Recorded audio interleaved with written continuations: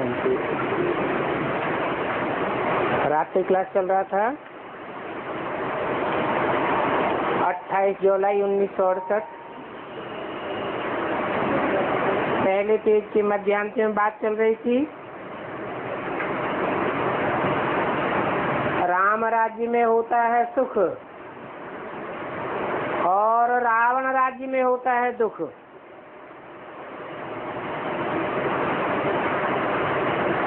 राम अर्थात रमण कराने वाला और रावण अर्थात रुलाने वाला। दुख में रोते हैं और सुख में खेलते हैं। तुम जानते हो कि बरोबर रावण राज्य में हम बंदर मिसल थे।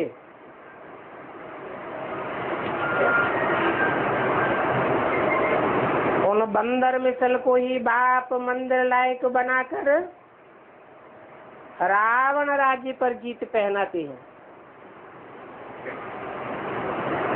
इस समय सारी दुनिया पर रावण राज्य है।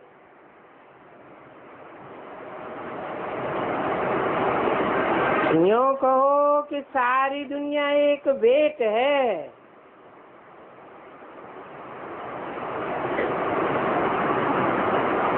समुद्र पर सारी दुनिया खड़ी है।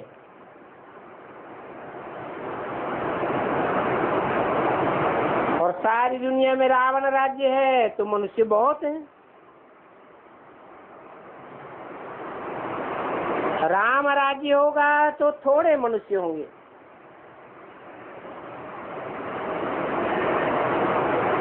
तो अच्छी रीति समझना है।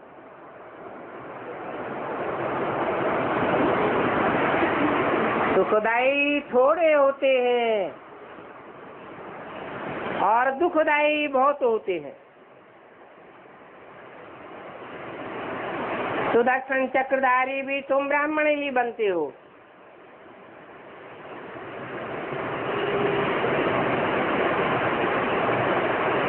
क्योंकि तुम ब्राह्मणों ने 84 का पूरा चक्कर लगाया है।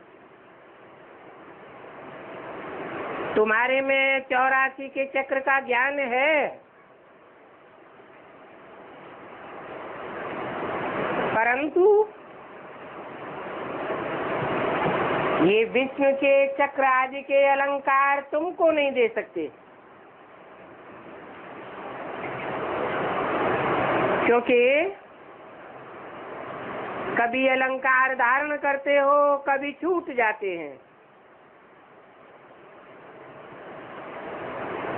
स्थायी अलंकार तुम्हारे रहते नहीं।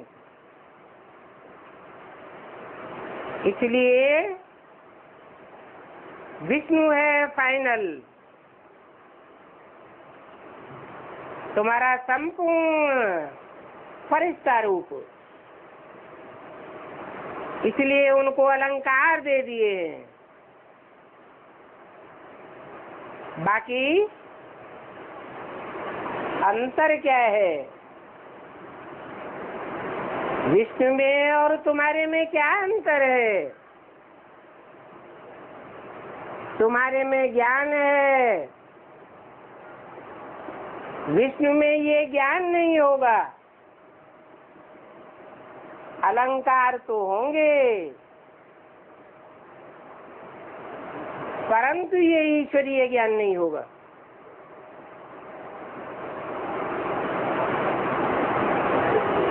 ज्ञान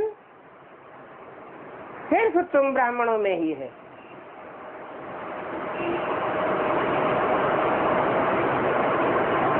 विष्णु जैसे संपन्नता स्वरूप देवताओं में भी नहीं है। न देवताओं में ज्ञान है, न शूद्रों में ज्ञान है।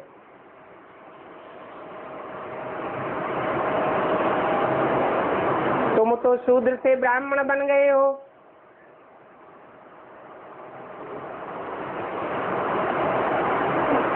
एकदम एड़ी से चोटी के ब्राह्मण बने हो।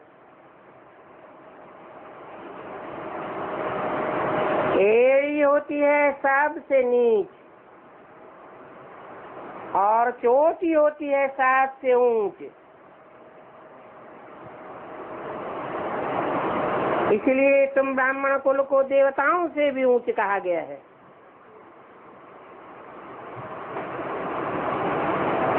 और तुम ब्राह्मणों से भी ऊंचे है शिव बाबा।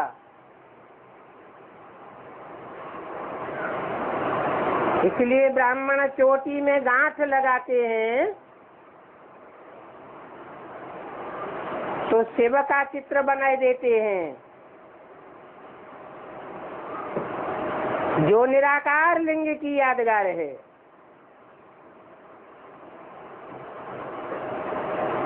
तो ब्राह्मणों के ऊपर है शिव बाबा।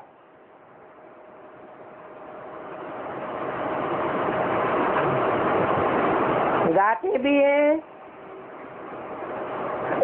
बहुत गई थोड़ी रही, थोड़ी की भी थोड़ी रही। अभी ये पुरानी दुनिया, बाकी थोड़ा समय है। तो अभी नई दुनिया में जाने के लिए इस याद की यात्रा पर गौर करो। साथ साथ दैवी गुण भी चाहिए। बच्चे समझते हैं कि हम कल्प कल्प अपने तन मन धन से भारत को स्वर्ग बनाते हैं।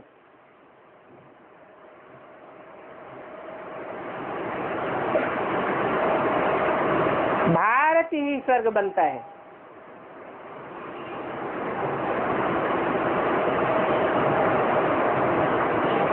क्योंकि नाम ही है भारत। बाहर खात रोशनी, ये ज्ञान सागर के ज्ञान की रोशनी है। रत माने लगा हुआ, जो सदैव जीवन भर ज्ञान की रोशनी में लगा हुआ है, वो भारत ही स्वर्ग बनता है।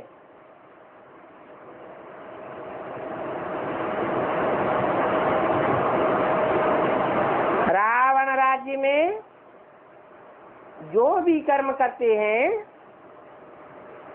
वो विकर्म बन जाते हैं।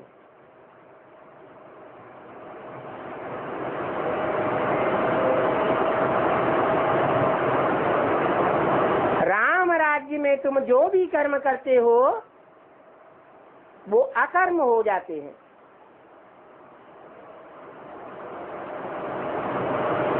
क्योंकि कर्म देह से, देहभान से किए जाते हैं। देवताएं तो आत्म की स्थिति में रहते हैं, इसलिए उनके कर्म अकर्म हो जाते हैं। कर्मों का कोई लेप छेप नहीं बनता।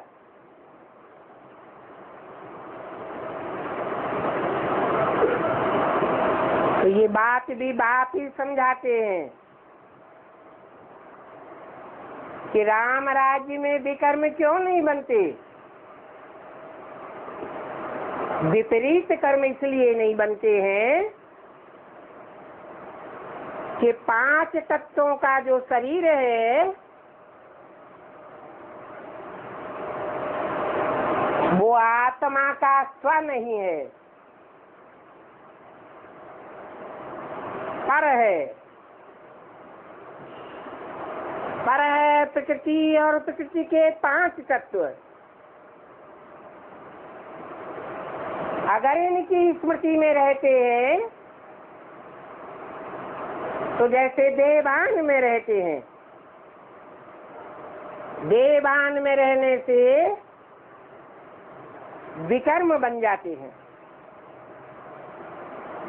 प्रकृति को स्त्री कहा जाता है, पुरुष को आत्मा कहा जाता है। तो आत्मिक स्थिति में रहना बाप सिखाते हैं।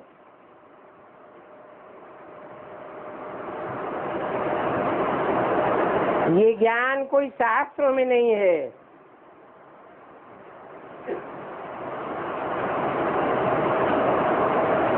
कि आत्मिक स्थिति में रहो, आत्मा के बाप को याद करो। आत्माओं का बाप एक ही है, जो कर्म अकर्म विकर्म की गति समझाने वाला है। बाकी तो सभी आत्माएं जन्म मरण के चक्र में आने के कारण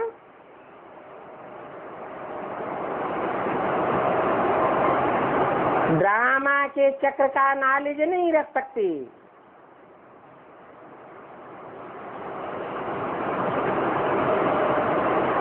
आत्माओं में सिर्फ शास्त्रों का ज्ञान हो सकता है।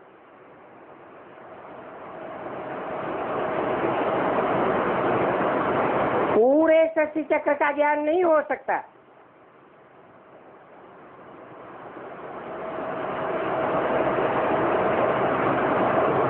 तुम बच्चे जानते हो, बाप से हम सुख शांति का वर्षा ले रहे हैं।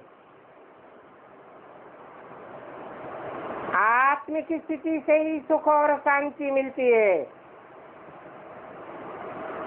अभी भी प्रैक्टिस करके देखो। जिन दिनों में आत्मिक स्थिति ज्यादा रहती है, उन दिनों सुख और शांति का अनुभव होता है।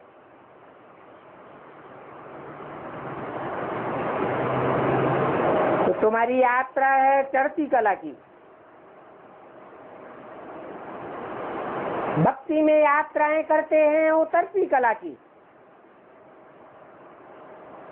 आत्मा की शक्ति क्षीण होती जाती है। भक्ति मार्ग में वेस्टेज ऑफ टाइम, मनी और एनर्जी,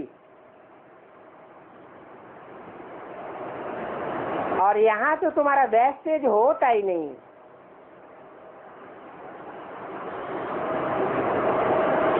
तुम ब्राह्मण हो, प्रजापिता ब्रह्मा के बच्चे।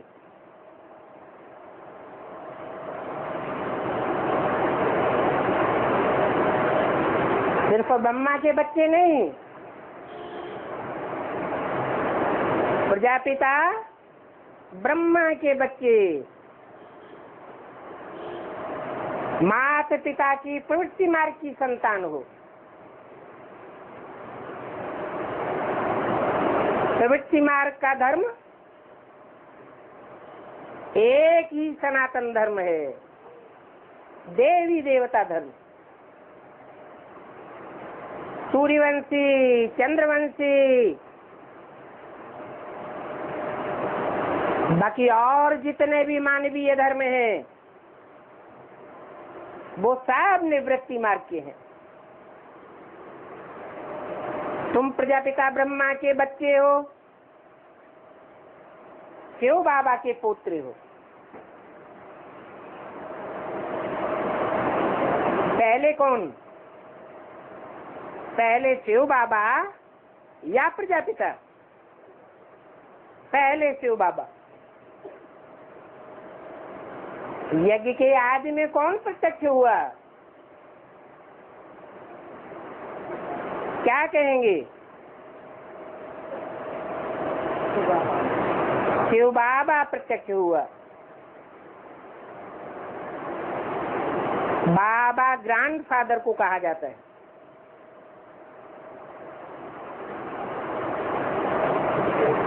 प्रजापिता का नाम तो मुरलियों में भी बाद में ऐड किया गया, और मुरलियों को अर्थात वेदवाणी को समझने वाले तुम बच्चे हो।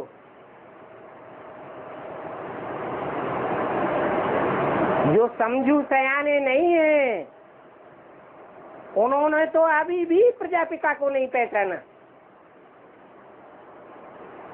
बाप कोई नहीं जानते तो प्रवृत्ति मार्ग के कैसे हुए? इसलिए सब इस्लामी, बौद्धिक, क्रिश्चियन आदि धर्मों में कन्वर्ट हो जाते हैं।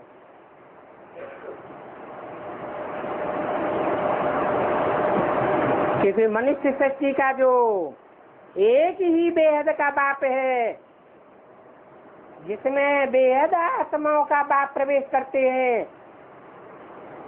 उस बेहद के बाप को नहीं पहचान पाते। तो कहेंगे तुम हो शिव बाबा के पोत्रे।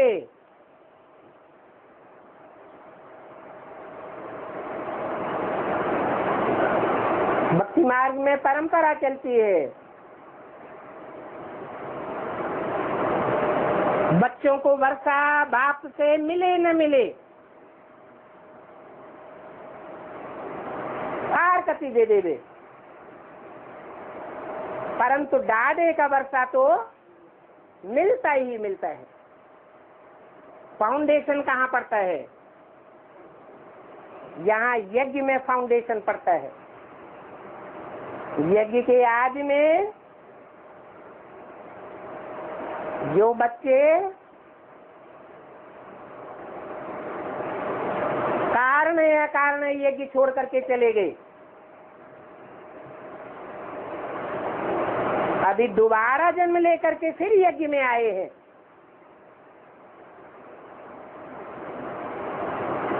उन्हें बेसिक ब्राह्मणों की दुनिया में भले कोई स्थान न मिले,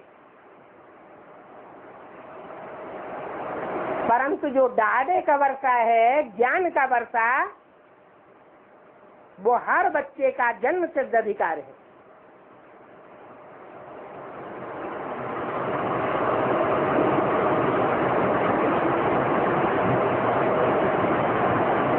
वो ब्राह्मण तो भिक्षा मांगते हैं।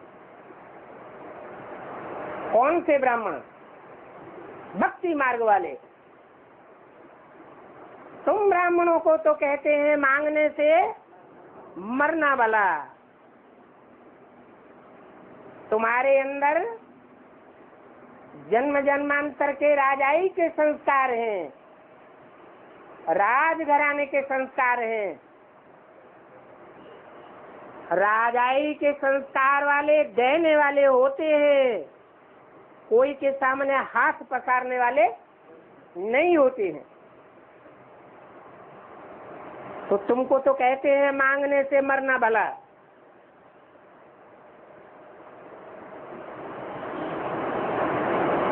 फिर बताते हैं कि सहज मिले से दूध सम, मांग लिया सो पानी। नई दुनिया की स्थापना के कार्य में भी जिनसे सहज सहज सहयोग मिलता हो बिना मांगे, वो सहज सहज ले लेना चाहिए। अगर इशारे से भी मांगना पड़े तो वो ईश्वरीय सेवा में, नई दुनिया की स्थापना के कार्य में काम में नहीं आवेगा। जैसे पानी को बिलोने से कुछ भी रिजल्ट नहीं निकलता, कोई सार नहीं निकलता, ऐसे ही इस ज्ञान यज्ञ में मांगी हुई चीज स्वाहा करने से नई दुनिया के मतलब की चीज नहीं रहेगी। फिर कहते हैं खींच लिया सो खून बराबर। अगर नई दुनिया की स्थापना के नाम पर कोई से खींच करके ले लिया, धोखा दे के ले लिया, झूठ बोल करके ले लिया,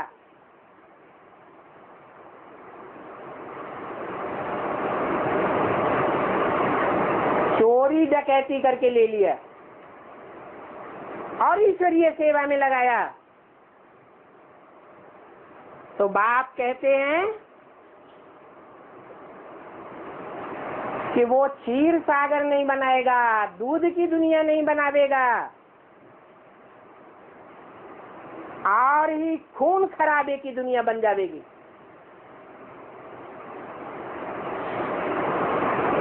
अभी भाग्य का बनाना और बिगाड़ना अपने हाथ की बात है।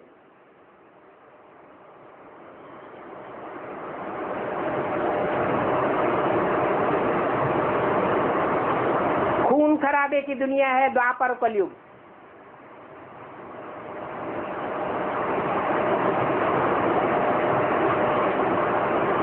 सतयुग त्रेता है क्षीर सागर की दुनिया, जहाँ विष्णु का राज्य है। स्त्री पुरुष दोनों मिलकर के एक मत होकर के कार्य करते हैं।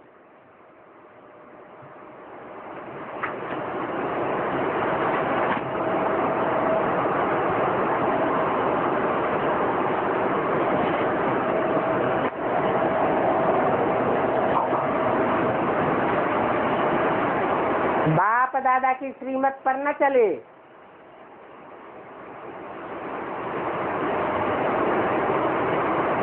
तो ये दूध नहीं पानी हो जाता है।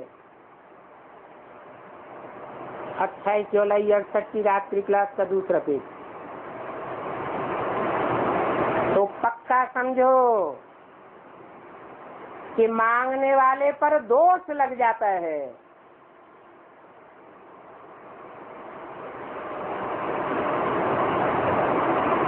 दोषपूर्ण होने के कारण रिजल्ट नहीं निकलता।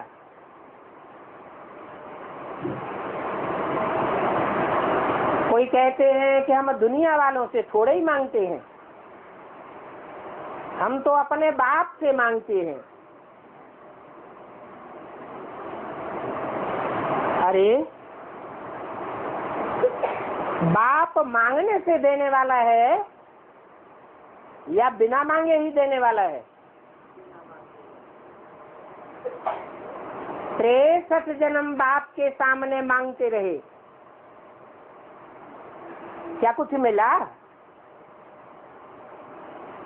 ब्रह्मा प्लान अनुसार जब देना होता है तो स्वतः ही देते हैं। ज्ञान धन भी स्वतः ही देते हैं।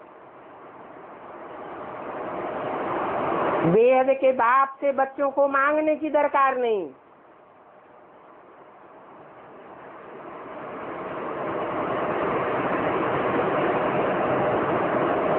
भक्ति मार्ग में दान करते थे। मेरे अर्थ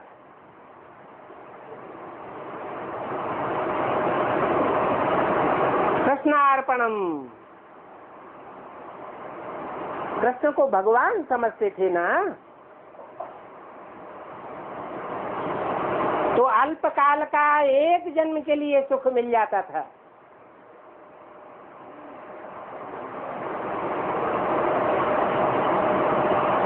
वो तो इनडायरेक्ट की बात है। अभी भी ब्राह्मणों की दुनिया में शूटिंग हो रही है। देहधारियों के थ्रू जो लेन देन होता है उसे डायरेक्ट नहीं कहेंगे, क्या कहेंगे?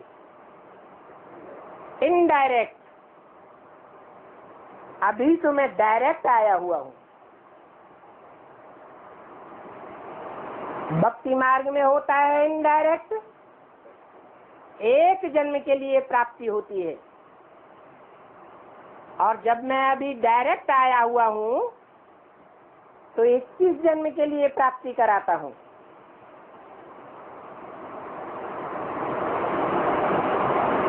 तो डायरेक्ट करने से तुम्हारा 21 जन्म का बन जाता है।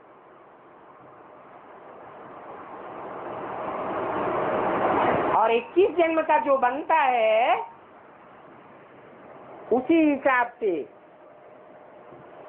63 जन्मों का भी हिसाब किताब बन जाता है।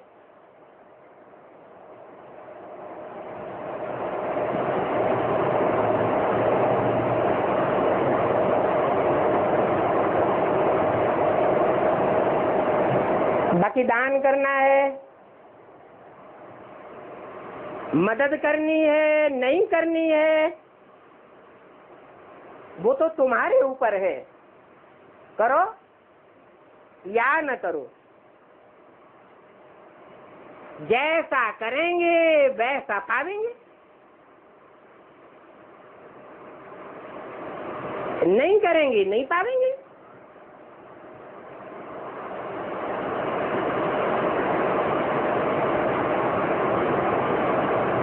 बाप बच्चों को कहते हैं कब मांगना नहीं है, नहीं तो अवज्ञा का दंड पड़ जाएगा। क्यों क्यों दंड पड़ जाएगा? मांगने वाला सदगुरु की निंदा कराने वाला बन जाता है। सदगुरु बाप तो आकर के राजयोग सिखा करके राजा बनाने आए हैं, मांगने वाला आधीन भिखमंगा बनाने के लिए नहीं आए हैं। और फिर कोई मांगने लगे तो ये तो बाप की निंदा कराई। ऐसों के लिए फिर कहते हैं क्या क्या कहावत है, सदगुरु निंदक और न पावे। ऐसे मांगने वाले ब्राह्मण जो नई दुनिया फर्स्ट क्लास बननी है, बाप आकर के जो नई दुनिया का डायरेक्ट फाउंडेशन लगाते हैं, 16 कला संपूर्ण हिंसक मर्यादा पुरुषोत्तम, उस दुनिया में उनको ठौर नहीं मिल सकता।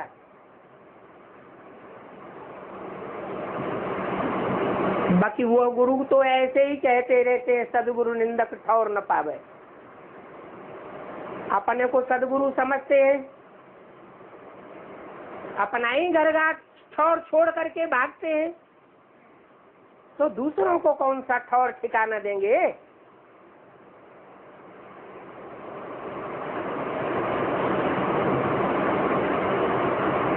ये तो बाप बेहद का सदगुरु बन करके आया हुआ है।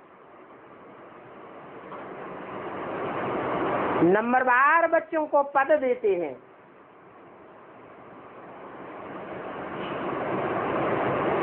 तो क्यों भीख मांग करके सदगुरु की पत गंवाते हैं?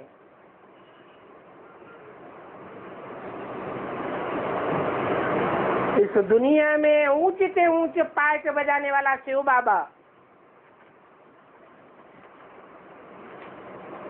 और फिर उसके बच्चे कहलाने वाले भीख मांगे।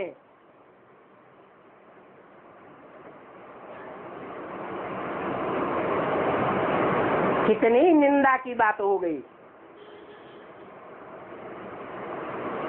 बच्चों को कभी नहीं मांगना चाहिए।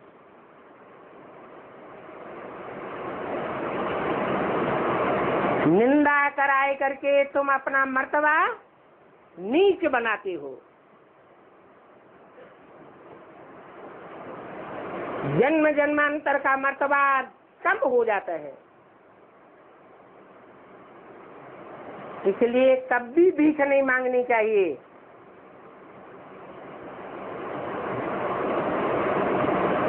बाप कायदे कानून तो सभी प्रकार के समझाए देते हैं।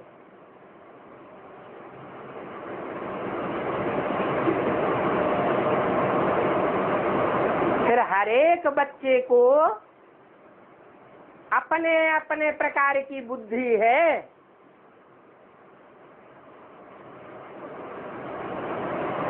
ये बुद्धि 1000 नियामत है।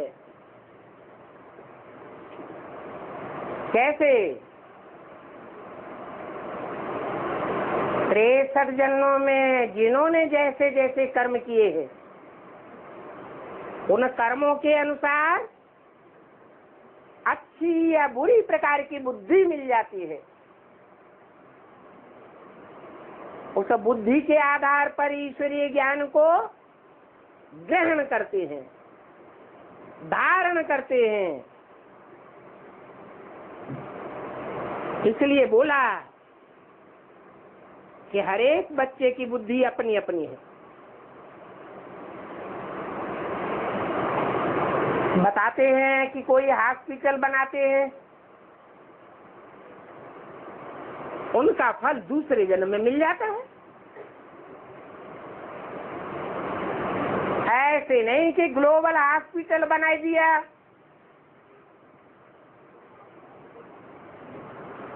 तो कोई ग्लोबल हॉस्पिटल बनाने वालों को 21 जन्म के लिए मिल जाएगा। हाँ, एक जन्म के लिए फल मिलेगा।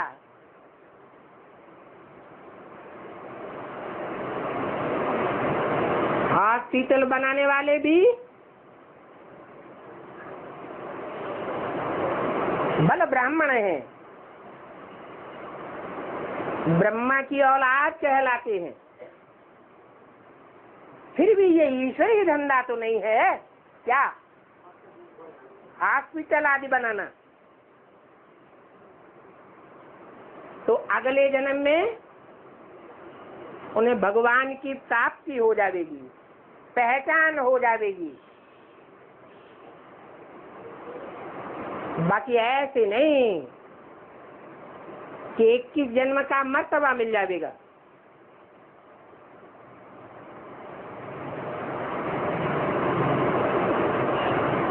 या यूं कहें कि हॉस्पिटल बनाने वाले अगले जन्म में बीमार नहीं पड़ेंगे।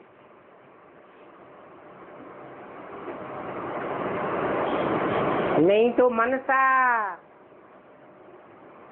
वाचा कर्म इंद्रियों से कितने बीमार हो पड़ते हैं।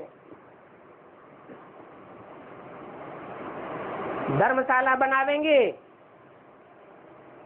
तो मकान अच्छा मिल जाएगा, परंतु एक जन्म के लिए।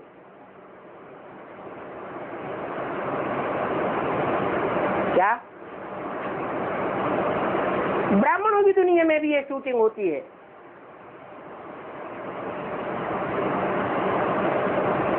एक जन्म के लिए महल मानियां अटारियां मिल जाएंगी,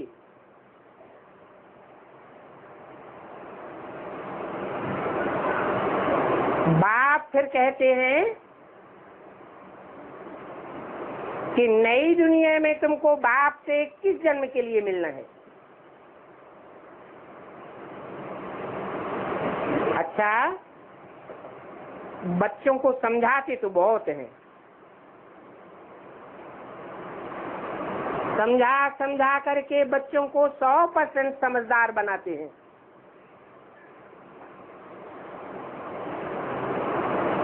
फिर माया रावण 100% बेसमझ बनाई देती है।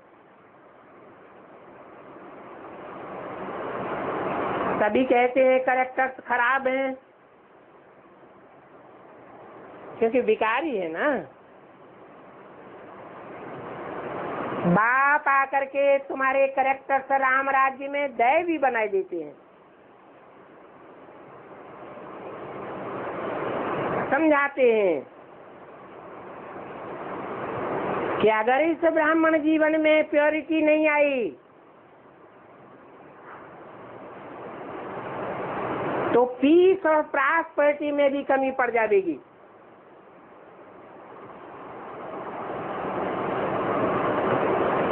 निर्विकारी दुनिया है, सॉल्वेंट दुनिया, सब प्रकार से भरपूर रहेंगे।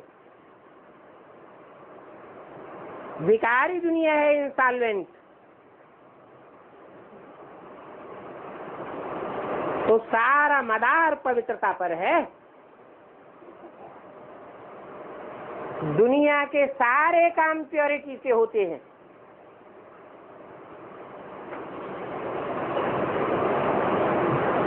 अभी दुनिया में प्योरिटी नहीं है तो पीस और प्रॉस्पेरिटी भी नहीं है।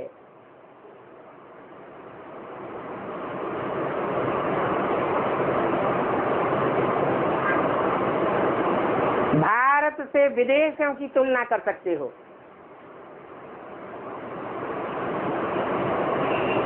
कहाँ पीस और प्रॉस्पेरिटी ज्यादा है? विदेशों में या भारत में? क्यों? विदेशों में इतनी शांति और धन संपत्ति का जखीरा क्यों जमा हुआ पड़ा है? भले अल्पकाल का है, लेकिन है तो।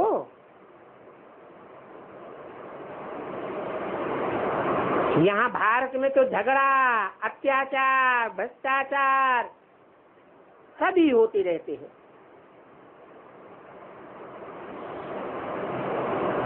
विकारों के कारण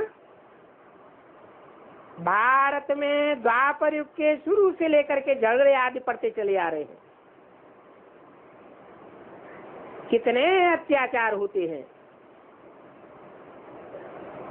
और ये अंत तक चलते रहेंगे।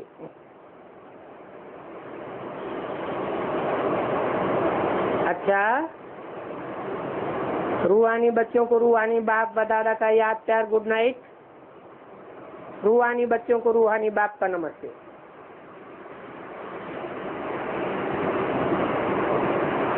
एक दूसरा छोटा सा रात्रि क्लास है।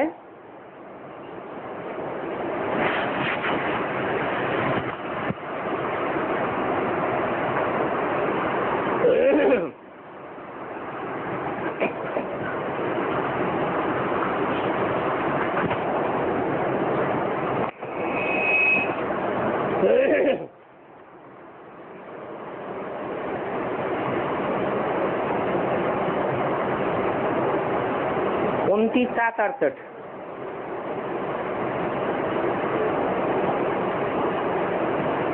इस सृष्टि चक्र में 3 मतें होती हैं।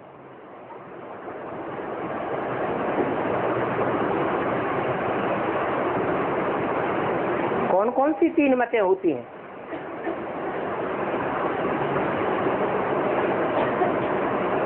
सारी मानवीय सृष्टि के चक्र में 84 के चक्र में 3 मतें खास।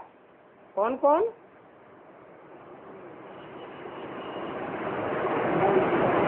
पहली है ईश्वरीय मत, फिर होती है दैवी मत,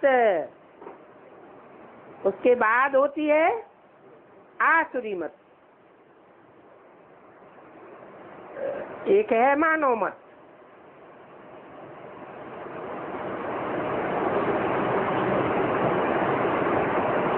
मनुष्यों की मत से दुनिया नीचे उतरती चली जाती है। उसके बाद होती है ईश्वरीय मत। ईश्वर आकर के मनुष्य से देवता बनाते हैं, तो दैवीय मत कही जाती है। ईश्वर मनुष्य मत से चेंज करके ईश्वरीय मत से दैवी मत बनाते हैं।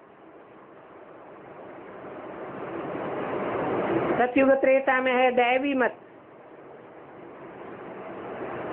बाप ने समझाया है कि सत्ययुग को स्वर्ग कहा जाता है।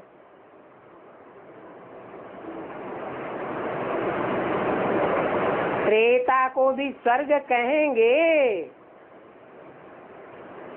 लेकिन 2 कलाएं कम हो जाती हैं, इसलिए सेमी स्वर्ग कहेंगे।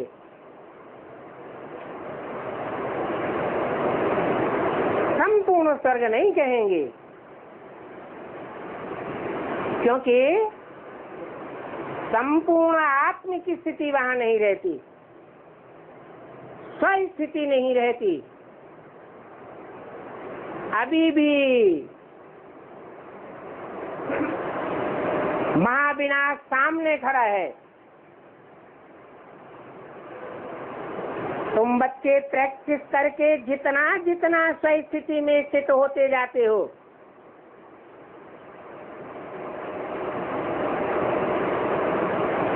उतना उतना अपने को हल्केपन में, सुख में महसूस करते रहेंगे।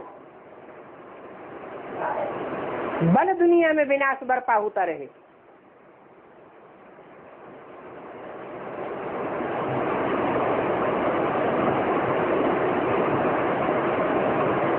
परंतु अभी 16 कला संपूर्ण सुख तो नहीं कहेंगे। इसलिए कहते हैं कि अभी हम बच्चे उल्टी सीढ़ी चढ़ रहे हैं।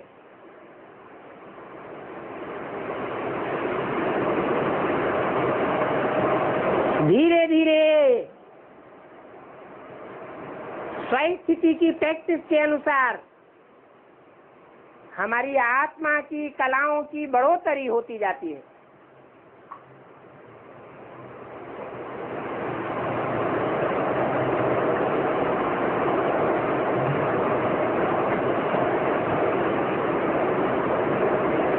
त्रेता के बाद 2 कलाएं कम हो जाती हैं। द्वैतवादी युग द्वापर आता है, फिर कलयुग आ जाता है। ज्ञान का वर्षा पूरा हुआ, भक्ति आ जाती है। कहेंगे रावण का वर्षा, रावण का वर्षा है भक्ति, भगवान का वर्षा है ज्ञान। नहीं तो भगवान आकर क्या देते हैं? महलमानियां अटारियां धन संपत्ति देते हैं क्या? ज्ञान ही देते हैं। और रावण क्या देते हैं? है? भक्ति देते हैं। भागते रहो, ठोकरें खाते रहो, बुद्धि को ठिकाना मिलता ही नहीं। तो कहा जाता है मनुष्य मत। और मनुष्य तो ढेर के ढेर हैं। कितने गुरु हैं जो शिवो हम कह के बैठ जाते हैं। हम ब्रह्मास्मि, मैं ही ब्रह्मा हूँ, मैं ही शिव हूँ।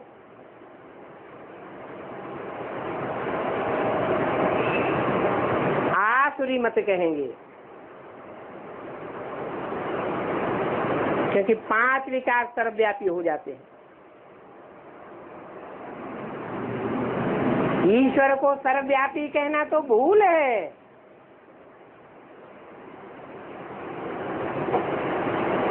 ईश्वर कहा ही उसे जाता है जो दुनिया में सबसे श्रेष्ठ शासक है।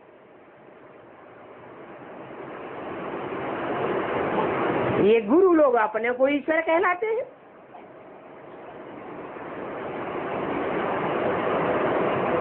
विकार तो सब में है।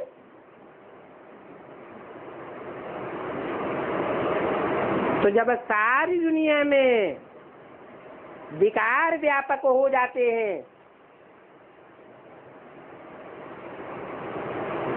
तब ईश्वरीय मति मिलती है देवता बनने के लिए।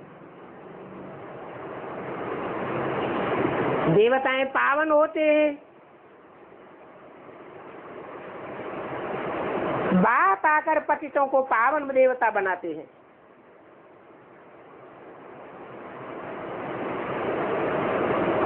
उनकी ईश्वरीय मत सबसे ऊंचे मत है।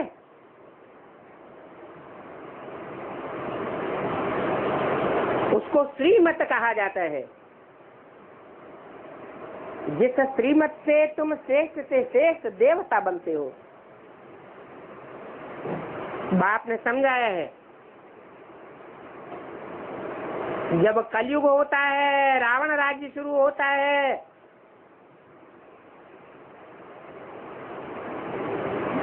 तब है आसुरी मत। और भारत की ही बात है। जो भारत ऊंच से ऊंच था वो नीच से नीच बनता है। ये 84 जन्म भी भारत ही लेती है। लेती है, है? लेती है कि लेता है? लेती है नहीं। भारत माता नहीं कहा जाता है। फिर जब माता है तो 84 जन्म लेती है या लेता है? जैसे माया रावण कहते हैं, तो स्त्री है या पुरुष है या दोनों है? मैक्सिमम है 84 जन्म, मिनिमम है 1 जन्म। बाकी 84 लाख जन्म नहीं है, 84 लाख योनियां तो हैं, लेकिन 84 लाख योनियों में मनुष्यों का जन्म नहीं होता है।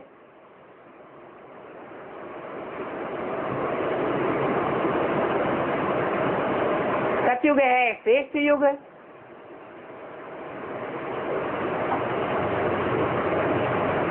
तो वहां थोड़ी योनियां होती हैं। कलयुग है भ्रष्ट से भ्रष्ट युग, तो वहां दुखदाई कीड़े मकोड़े, मच्छर मक्खी, बीमारी फैलाने वाले कीटाणुओं की संख्या बढ़ती जाती है। तो 84 लाख योनियां सतयुग में कहें या कलयुग में कहें? कलयुग में होती है 84 लाख योनियां। बाकी मनुष्य 84 लाख योनियों में जन्म नहीं लेता है। हाँ, ये कह सकते हैं कि मनुष्य जानवरों से भी बदतर कर्म करने लग पड़ते हैं। सूरत मनुष्यों की होती है और सीरत जानवर मिसल बन जाती है,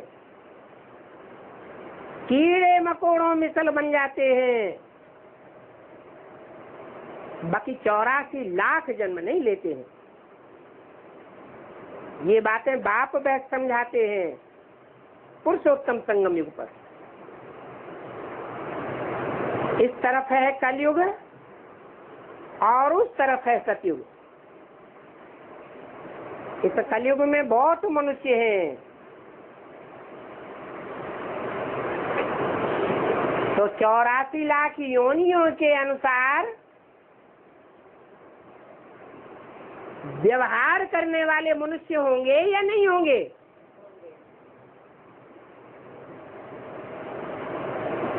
मनुष्यों की चलन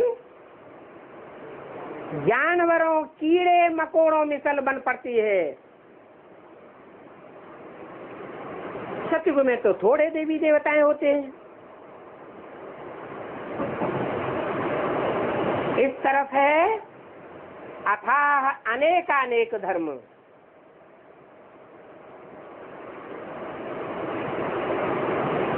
तुमको त्रिमूर्ति का चित्र भी दिखाते हैं,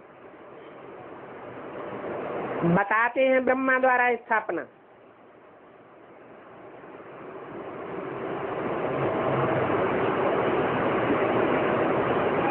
सिर्फ ब्रह्मा नहीं कहते हैं,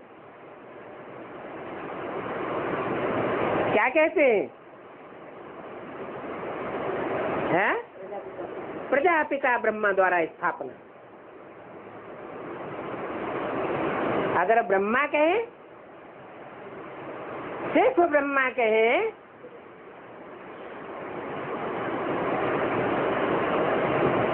तो संपूर्ण ब्राह्मण सो संपूर्ण देवता बनते हैं क्या?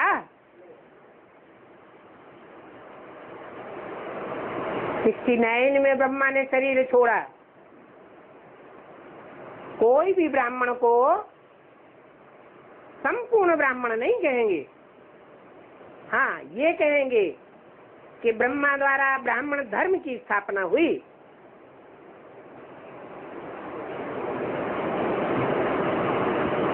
उसमें भी 2 प्रकार के ब्राह्मण होते हैं।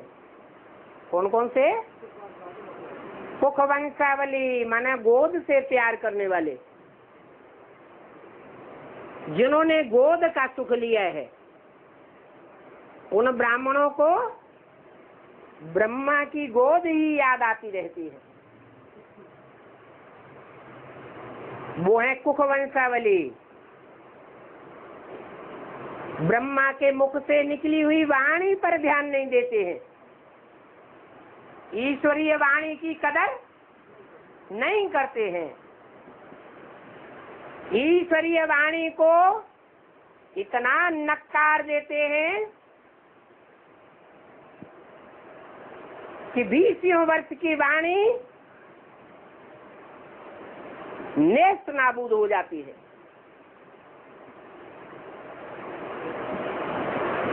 नहीं तो ईश्वरीय वर्षंस को रखना चाहिए बड़े ऐतिहास से,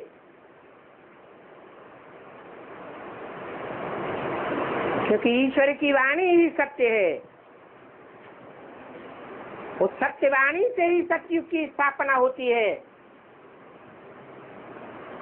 दुनिया में सत्य का बोलबाला होता है।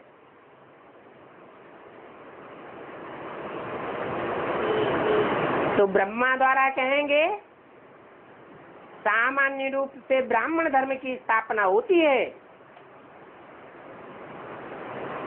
कोई नई दुनिया की स्थापना, स्वर्ग की स्थापना नहीं हो जाती।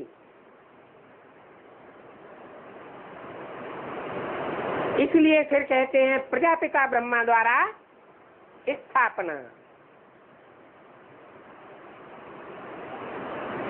तुम ब्राह्मण मुखवंशावली नहीं हो, मुखवंशावली हो, क्योंकि तुमने ईश्वर की वाणी को, जो ब्रह्मा के मुख से ही नहीं निकलती, प्रजापिता ब्रह्मा के मुख से भी निकलती है, उस वाणी को तुमने पहचाना है, तुम फॉलो करते हो, इसलिए तुम मुख वंशावली हो। तो पहले पहले है बाप, फिर तुम ब्राह्मण, और तुम ब्राह्मण ही देवता बनते हो। वे ब्राह्मण देवता नहीं बनते हैं। क्या अंतर है? तुम ब्राह्मण देवता बनते हो, वे नहीं बनते हैं। तुम माने जो सन्मुख बैठकर बाप के सुनते हैं, समझते हैं, धारण करते हैं और सारी दुनिया को धारण कराते हैं।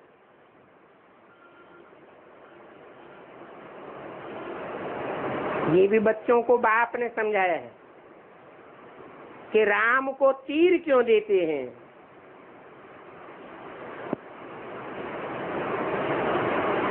इस समय तुम सब हो रूहानी क्षत्रिय,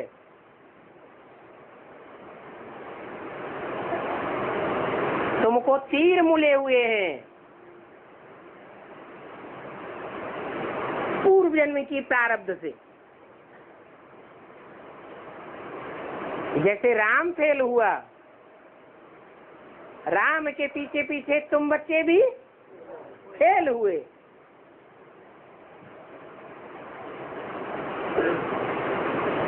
तो बाप से बच्चों को ऑटोमेटिक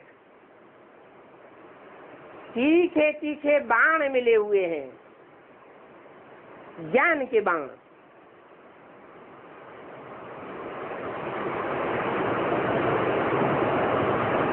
बाप आकर के गुप्त रूप से तुमको बाण देते हैं। गुप्त बाप आता है, इन आंखों से बाप देखने में नहीं आता है।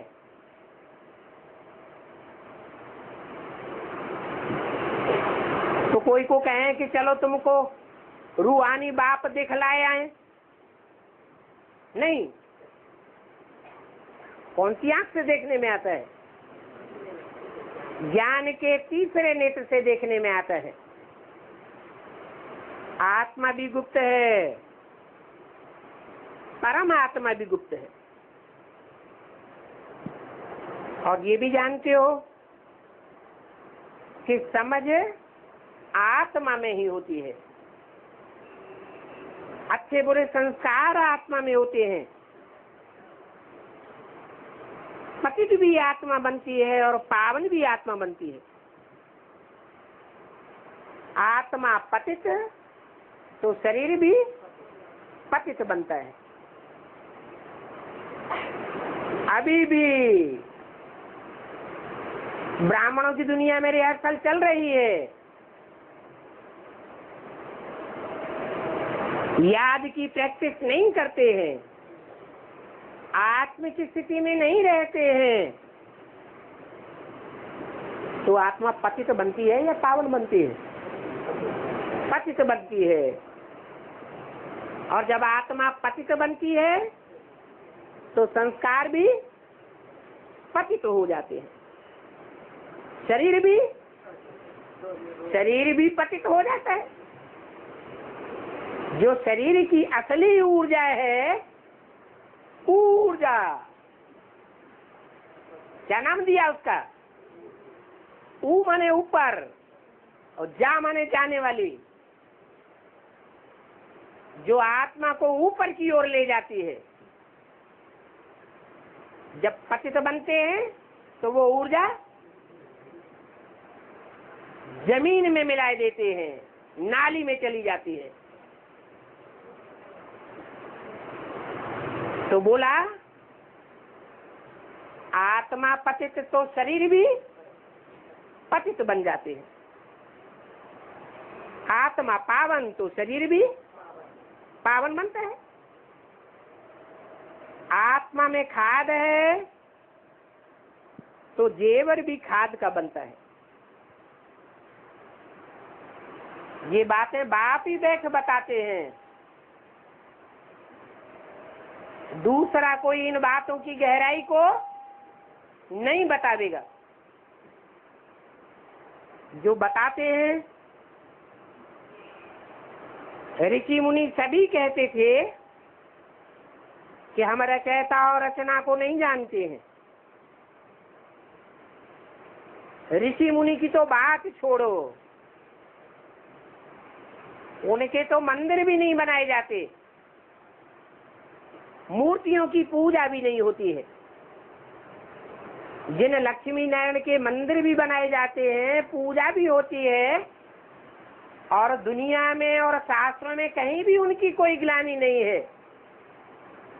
वो लक्ष्मी नारायण भी नहीं जानते थे रचयिता और रचना के आदि मध्य अंत को।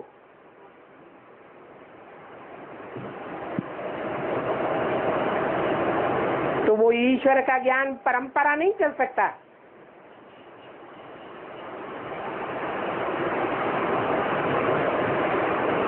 ये आत्मा ही श्रेष्ठ और नीच बनती है, सभी कुछ आत्मा ही बनती है। आत्मा एक शरीर छोड़ करके दूसरा लेती है, हा? अभी आत्मा एक शरीर छोड़ करके दूसरा लेती है, शूटिंग होती है क्या? हो रही है?